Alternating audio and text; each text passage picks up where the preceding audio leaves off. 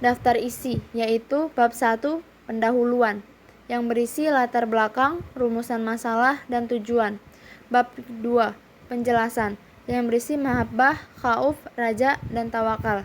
Bab 3, penutupan, yang berisi kesimpulan dan daftar pustaka. Bab 1, pendahuluan. Latar belakangnya adalah dalam ajaran Islam, terdapat konsep-konsep penting yang mempengaruhi pemahaman dan praktik umat muslim. Antara lain, mahabbah atau cinta, khauf atau ketakutan, raja atau harapan, dan tawakal atau percaya sepenuhnya kepada Allah.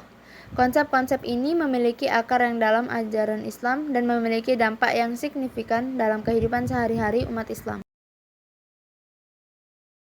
Bab 2, penjelasan. Mahabbah. Mahabbah adalah konsep tasawuf yang pertama kali dikenalkan oleh Rabi'atul Adawiyah. Konsep ini kemudian dikenal dengan nama Mahabbatullah yang artinya kecintaan kepada Allah. Mahabbah mengajarkan manusia akan rasa cinta kepada Allah Subhanahu wa taala dan makhluknya. Dengan ini, manusia akan meraih ridha Allah dan ditempatkan ke dalam surga. Mahabbah atau cinta adalah kecenderungan hati kepada sesuatu yang menyenangkan. Islam mengenalkan konsep mahabbah kepada Allah sebagai bentuk kecintaan seorang hamba kepada penciptanya. Jika dilihat secara umum, konsep mahabbah ini sebenarnya tidak terbatas pada kecintaan kepada Allah saja, tapi lebih luas. Konsep ini bisa berlaku bagi semua makhluk. Contohnya kecintaan seorang muslim kepada orang tuanya, kepada pasangan halalnya, hewan peliharaan, dan lain-lain. Ada beberapa cara yang bisa dilakukan seorang muslim untuk mencapai mahabbah kepada Allah. Berikut penjelasan lengkapnya. 1. Taubat. Dosa merupakan penghalang untuk mendekatkan diri kepada Allah. Seorang muslim yang hendak mencapai mahabbah dianjurkan untuk membersihkan dosanya terlebih dahulu. 2. Wara. Wara berarti menahan dan memegang. Maksudnya seorang muslim harus menahan diri agar tidak melakukan penyimpangan diri dan tetap memegang teguh ajaran agama, sehingga terpelihara dari segala macam dosa. 3. Zuhud. Secara bahasa, zuhud berarti berpaling dan meninggalkan. Maksudnya, seorang muslim harus berpaling dan meninggalkan segala sesuatu yang dapat menjadi sebab lalai mengingat Tuhan, terutama yang berhubungan dengan duniawi dan segala kemewahannya. 4. Sabar.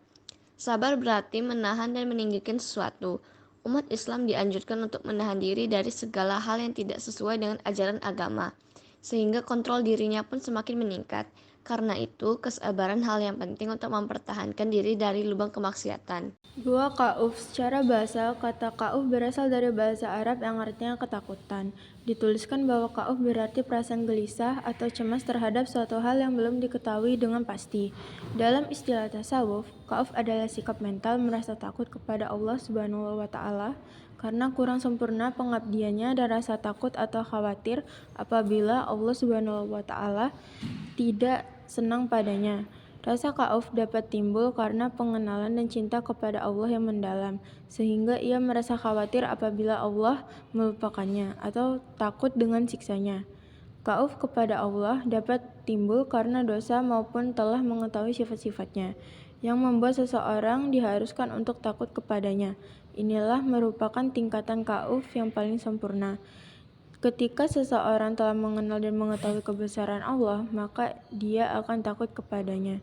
Menurut Imam Al-Ghazali dalam buku Pendidikan Tasawuf karya Muhammad Bashrul Mufid, bentuk khauf terbagi menjadi dua macam. Pertama, khauf karena khawatir kehilangan nikmat sehingga membuat seseorang menjadi memelihara dan memanfaatkan nikmat tersebut pada tempatnya. Kedua, khauf kepada siksa sebab perbuatan maksiat yang telah dilakukan. Khauf inilah yang mendorong seseorang untuk melaksanakan apa yang diperintahkan oleh Allah dan menjauhi segala larangannya.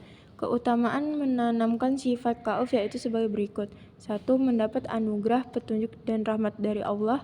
2. Sebagai bentuk keimanan kepada Allah. 3. Menjadi pembimbing dalam kehidupan seseorang.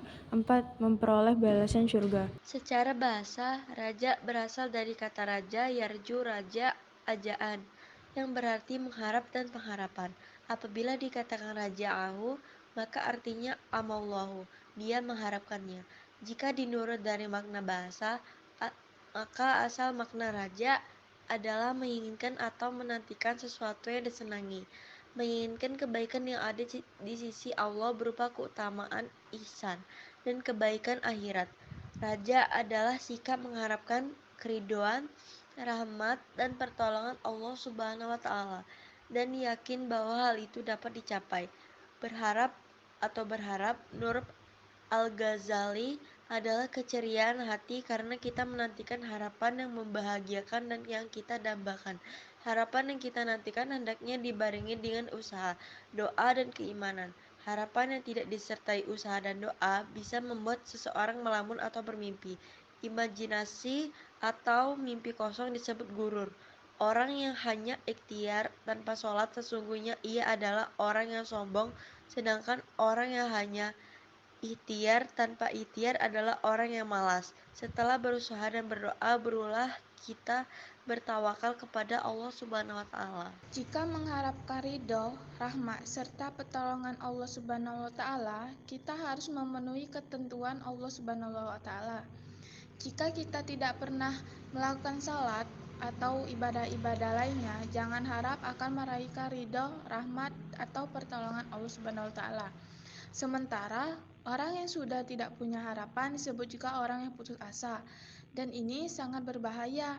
Sayyidin Ali bin Tahib berkata, sesungguhnya orang alim benar ialah tidak membuat orang-orang putus asa terhadap rahmat Allah dan tidak membuat orang merasa aman dari hukuman Allah.